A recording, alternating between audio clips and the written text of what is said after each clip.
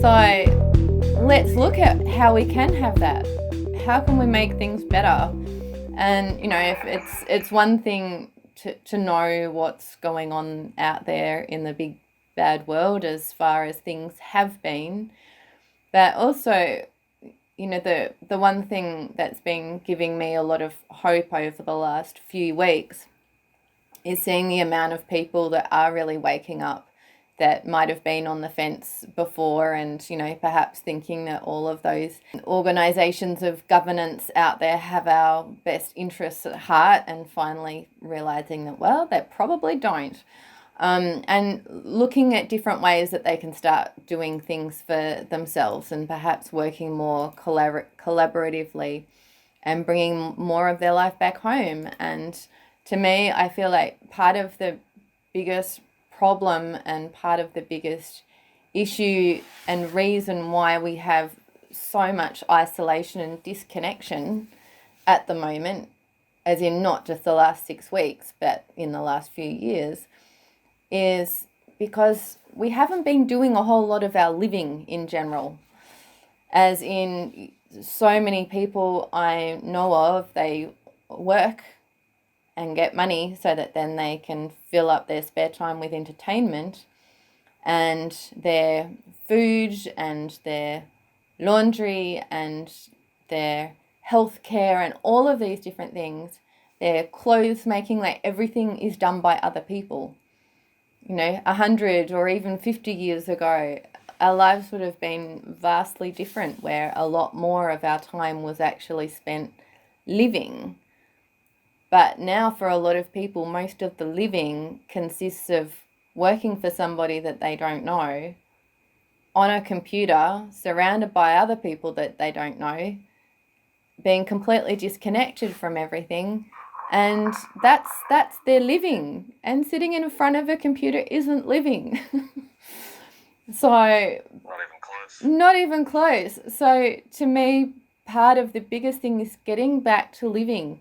And people call it permaculture, and they call it homesteading, and they call it rewilding, and all of these wonderful things. It's just living and getting back to what that really means.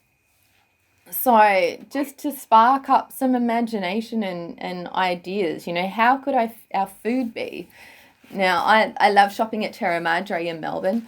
I'm not affiliated with them in any way, but, it's full of really good organic food. Imagine if the organic section of a supermarket and the packaging free section of a supermarket was just a whole supermarket. I'm pretty sure that they're starting to pop up. Imagine if that was the mainstream.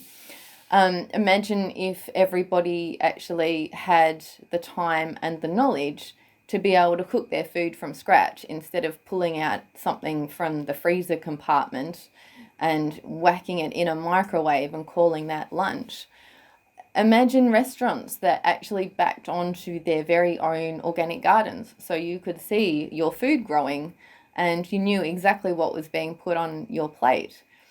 And in that same token, imagine that most of what you receive as far as product and service goes is generated locally, so that you're reducing food miles, you're reducing travel miles in general of everything, which is what it used to be. Imagine hospitals. I went past a hospital, was it yesterday or the day before, in Brunswick, just on my way home, Brunswick in Melbourne. And one of the hospitals, I think it might actually be a private hospital, it's just this huge, big brick cement jungle. There is not a tree on site. And my first thought is, I wonder how much it would cost to put little window boxes up in front of all the windows and cover the whole thing in greenery and herbs and flowers. Surely it can't cost that much. I thought it just looked to me like the most soulless place one could imagine. Why the hell would you want to go there when you're sick? So to me, when I think of where do I want to be when I'm sick, I want to go to the beach, because that's where I feel most supported. I thought, can you imagine health centres that actually have entire educational departments where you learn about food, you learn about medicinal herbs, you learn how to stretch your body well, you learn how to connect with your own body's wisdom. You know, you learn all of those different healing practices, and so that your path through to wellness is through knowing how to detox, how to strengthen, how to generate your own resilience, and how to tune into and enhance your body's own wisdom. There's nothing woo woo about that. It's just tuning into these things that we already have. I have got this idea of, can you imagine a hospital bed that is like a cotton mattress so it can be fully grounded, so you can put it on the earth and be surrounded by medicinal herbs and flowers and sunshine and fresh air, and that's where you get to rest, not surrounded by plastics and sanitizers and dis-ease and like EMFs and, you know, all of this junk. How can that possibly be helping the body? People in hospitals, hospital food these days. Oh my lord! Like, that's just a whole other topic. I visited someone in hospital a little while ago, and they were given like meat pies and, you know, frozen apple pie. Like, it was just all this gummy, just flour and water and sugar.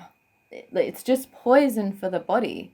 There was no fruit, or there was nothing fresh in existence in a hospital, and this is just standard practice. Can you imagine where, you know, your processes of healing including like sound healing and Reiki, massage, acupuncture, spiritual healing, herbal medicine, counseling, dance therapy, cuddle puddles, like best hospital ever.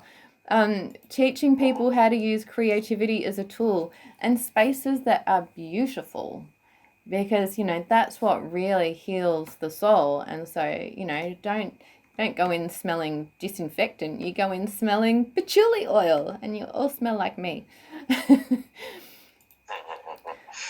You know, like, we can do this. There's nothing to stop us doing it. It's just, at the moment, these kind of spaces are called health retreats, and they cost, you know, $3, $4, $5,000 a week to stay in, if not more. It's beyond most people's capability, as far as resources go. But there's nothing to stop us doing that and making that accessible to people. And Just from an economic point of view, if the same amount of money that was invested in hospitals was invested in health retreats, I mean, imagine if Medicare covered going to a health retreat. Well, they would cost less than going to a hospital. I can't remember how many thousand it cost per night in taxpayer dollars to maintain hospital beds, but I'm sure it's going to be a lot more than what it would cost to go to a health retreat. I mean, this is a societal change. It's not just some sort of localized thing. It really requires people taking initiative and learning about all of these things for themselves, and that in itself, over time, will change the whole system. But it, you know, like a lot of these things, it requires a critical mass of people being aware of this, and getting it to a critical mass is important, because a lot of the treatments for conditions are state sanctioned. In fact, doctors will get fired if they recommend anything other than, for example, cancer, whether it's chemotherapy or surgery or radiotherapy. They will get fired and potentially thrown in jail if they recommend anything other than the state sanctioned treatment. That won't ever change until we have a critical mass of people saying, this is not on, this doesn't work, prove your claim. And by the way, sign this indemnity form, because these people have to be held to account, because right now they're not being held to account, because people are conditioned to accept expert opinion, irrespective of whether that opinion is truthful or not. And I'm not sort of pointing the finger at doctors and saying you're all naughty. What I'm saying is that the institutions that teach them what they believe or are educated in quotes to believe are state sanctioned. It's a top-down system, and we need a bottom-up system to actually have a large mass of well-informed, responsible, self-controlled, self-governing people to change that whole system if we want everyone to benefit. Yeah, and that bottom up or outside in, as I like to call it, I feel is absolutely key across every single system that we have. And it feels like it will be an organic process. This kind of thing can't happen overnight. And, there's a lot of people that like their assumed security of the way things are right now. I feel like one of the great things, although, I know a lot of people are struggling horrifically and, through health and economic problems, and, a lot of people, I'm not dismissing that at all, that they're going through a really hard time. At the same time, I think the good thing about it is realizing that in our current model, we don't have security, because these agreements that we're basing the entire foundation of our lives on can go like that. They can just disappear, because the entire structures are generated by and for people that are so far away from our day-to-day world that they don't give a flying fig about us, and we have no idea. Well, we're starting to get an idea of who they are. But, there's just no connection in it. And being able to generate these structures that are collaborative and cooperative and in service to all, rather than all being in service to one or two, I think is absolutely key. So I'm hoping and trusting that this current situation will actually help to shift that mindset. And, the other thing, imagine how our education system would change if that came from that more generative, self-responsible, self-created foundation, such as Ricardo Semler from Simcoe. He started the Lumiere School in South America because he reluctantly took over a business from his father in I think it was the late 80s, early 90s. And he came from a kind of anarchic rock and roll background and did not deal with structure and rules at all. And he systematically just started breaking down all of those structures, and he questioned everything. And first up, he just eliminated something like 60% of upper management. Said, you're all micromanaging each other. It's ridiculous. He started getting people on the floor, and this was factories, on the floor into groups of about 7, and just allowed them to self-organize. He got people to start, creating but celebrating what they'd done. And so you just start hearing all of these celebrations happening on the floor. All of the systems of control, you've got to clock in and clock out and clock in and clock out. He's like, this is ridiculous. I don't need to know what you're doing. Let's just make a contract. This is your agreement. This is what you provide. You provide it. I don't care where you are. I don't care how many hours it takes. If you do your work early, go and hang out on the beach. Don't make it hard. And so he just absolutely questioned everything, but realized that people are so ingrained into needing to be told what to do that they were finding it difficult. So he started the Lumiere School. He's like, we've got to start earlier. And so this school is for anyone up to the age of 14, and it's all project-based learning. So everything has a context, and people are creating the processes themselves, and they're not honed into groups by age and by ability. It's by interest. And so they're learning to work together. They're learning to figure stuff out. They're learning how to think. We were always taught what to think, but they're learning how to think. And I think that is absolutely key in being able to shift our education going ahead to make it an evolving and involving process of exploration. And if the more kids that can be brought up in that way, the more we'll have that will be those sovereign beings that will be able to listen to themselves, that will be able to have a dialogue with their bodies and say, what do you need from me? How can I feed you to the best of my ability right now? So I see education changing in a huge way. Yeah, maybe that's one of the advantages, one of the very few ones of the lockdown is homeschooling. Maybe that will change attitudes towards it. Maybe parents will start to realize that the supposed education they're receiving from state schools is perhaps not the ideal way for them to be educated.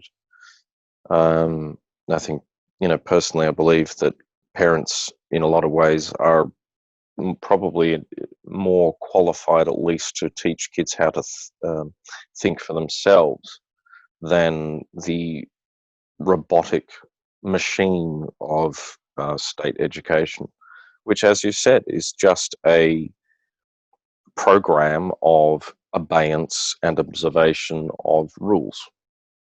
It's all about regurgitating and repeating what people have been taught, and that's like the first one of the most effective ways of hypnotic implanting of ideas is repetition. Just repeat. Politicians have said in the past, if you want to convince people of a lie, just repeat it. Yep. That works. That's how affirmations work. Yeah. Starts with the bell.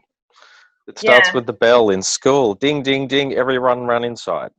Ding, ding, ding. You can go home. Ding, ding, ding. It's all just. Oh. And we are going to have another entire conversation around education because it is such a massive one. Sir Ken Robinson is an amazing one to look at around education. He's very good value. And the other thing as far as possibilities goes is, there's so much technology, and technology again is another big subject. We'll go into it more later. But another huge one that currently is so limited in what it can do, but more so limited in what we're choosing out of it that's actually having detrimental effects. Things like 5G being key. Things like petrol cars that are polluting the earth being key. Like, we've got so many things, burning coal for electricity. All of these things that currently exist and generate pollution because the clean versions that we know have been around and available for a long time, it's just the people that keep releasing them just manage to keep disappearing off the face of the earth. Surprise, surprise. But, imagine if our technology actually worked with us. Imagine if the technology we had was clean. It wasn't designed to fall apart.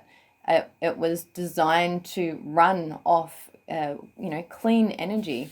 And Mars, I know that you know a lot about this, so I'm sure you'll have a lot to talk about when we have that conversation.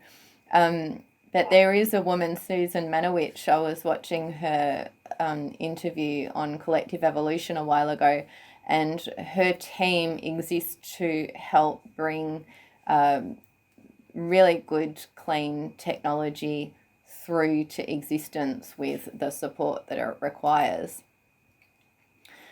But so much of that, it's not around the technology available, it's around the governance and, the restrictions that are placed on that. So can you imagine if you had health governance that's actually transparent in how it operates and actually in service to all sentient beings, not in service to big pharma, which is, just bottom dollar. That's all they care about. And, how that would change how any policy regarding our health is formulated. And Mars, I know that you were mentioning some interesting things as far as Putin goes in that respect. Yeah, well, Russia has basically become the first country, as far as I know, in the world to ban Monsanto outright. They're certainly planning on developing organic farming and hopefully they'll succeed in this and providing the organic food basket for a large portion of Europe, which is a brilliant thing to see. I know that the public opinion of Putin is not a pleasant one, but in my experience from what I've seen of his actions and intentions, if you go beyond the narrative of the likes of CNN, is that he's just simply trying to do the best for everybody with what he can do. And, you know, the fact that he banned Monsanto, the fact that he's signed a treaty with China, the other vilified nation, although that might be more justified. But at least they took the initiative to ban nuclear weapons in space. They were the first to sign the treaty in 1975, and they actually re-signed it 2 years ago. That speaks to me that they're not interested in destructive behavior worldwide. They're looking out for their people and, by extension, people around them outside of their own nations. That requires looking a little deeper into it beyond the mainstream narratives. Like all of these things, it really always comes back to the same issue. Don't accept what you're told on TV, on newspapers, and go look for yourself, because you will find inevitably that on important issues, you will not get the truth unless you go hunting for it. It's not ever going to be put on a plate for you, because that is against interests that globalists and malevolent, well, it's not quite, I wouldn't say malevolent, they've got their vision for the world, and they think that in some respect perhaps they even believe that what they're doing is the right thing, but it's not in all our interests at the end of the day. Yeah. And even beyond what the intent is, I mean, even people that are doing their best to put across balanced information, you know, we're doing our best here to put forward information in a balanced way, but we can still only share what we've learned as is processed by our own filters. So, you know, I wouldn't say that there's any one single person in the world that you just take their word for it. I think it's wise to take the medicine from anything, but then if you really want the facts and figures, you use those bits of information as signposts to go and do your own research. None of us have all of the answers. Absolutely nobody has all the answers. Absolutely. In my experience over the last 15 odd years, I've had to reevaluate everything I thought I had uncovered and learnt, and realised that not all of it is spot on the money. A lot of it might be in terms of individual facts be correct, but the assembly of that big picture, you need constant adjustment, and it's difficult because we like to have steady ground to stand on. We like to have a sense that we understand the world that we live in, and we just have to accept that we're going to have to reevaluate and reevaluate and reevaluate, and we're never going to have a solid piece of ground to stand on when it comes to uncovering truth. There's always going to be things that are mistaken, that are wrong, but that shouldn't stop you from trying, because we're certainly better off even in that situation than just accepting what we're told, because that's a recipe for disaster, as we've seen time and time again throughout history. We cannot collectively afford to do that anymore. We're heading for disaster if that continues. I was told very strongly by Spirit this morning, assume that you know nothing. That is the only assumption that you should make. And I kind of like that. And somebody else did a TED talk ages ago. I can't remember what it is, what his name was. But he said that as soon as you think you know something, you immediately close yourself off from possibility. You immediately put blinkers on. And so, you know, I like that idea that you just stay fresh and stay in that place of open curiosity.